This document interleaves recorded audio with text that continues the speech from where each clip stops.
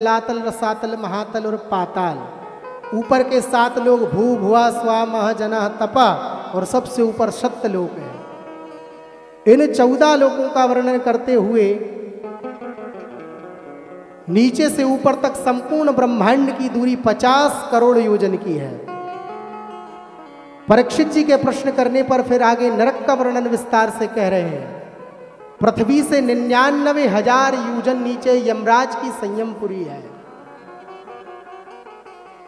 जिसमें 28 प्रकार के नरक हैं। उनके नाम हैं तामिस्त्र, अंध्र तामिस्त्र, रौरव, महारौरव, कुंभी, पाक, काल, सूत्र वन, अशीपत्र वन, सुकर्मक, अंधकूप, क्रमी, भोजन, संदृश, तप्त भूमि, वज्रकंटक, सालमली, वैतरणी, पियोद, प्राणरोध, विभीषण, लाला, भक्ष, सारिया, मेदन, वीची, अयापान, अवट, निरोधन, पर्यावर्तन, क्षार, करदम, रक्षोहण, गोजन, सूल, प्रोत, दंद, शूक, सूची, मुकादि आदि प्रधान रूप से 28 प्रकार के नरक वहां पर विराजमान है। इन नरकों में कौन कौन कैसे कैसे जाता है उसके बारे में बताया।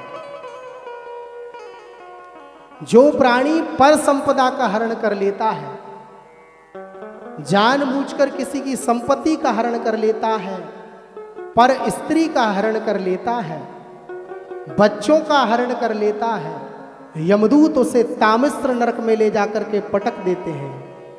इस नरक की भूमि ताम्र के समान ज्वलनशील है।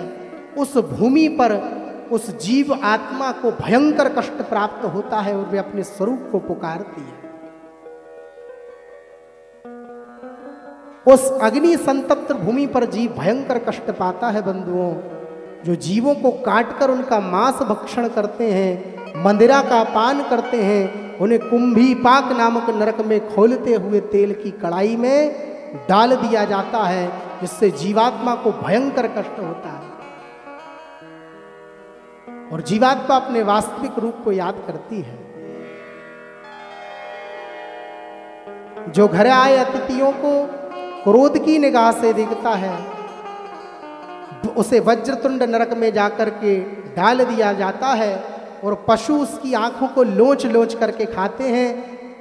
जैसे उसके कर्म होते हैं उसी अनुसार उसे उस यातना का भोग होता है।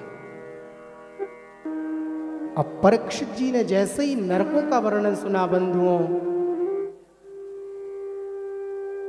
परीक्षित जी घबरा गए। गुरुदेव, क्या इन नरकों से बचने का कुछ उपाय है? जो जीव जन्म पा लिया है,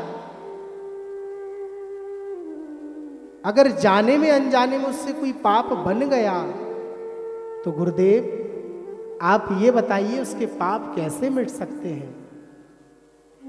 तो बड़ा सुंदर अजामिल उपाख्यान श्रवण कराया। बंधुओं,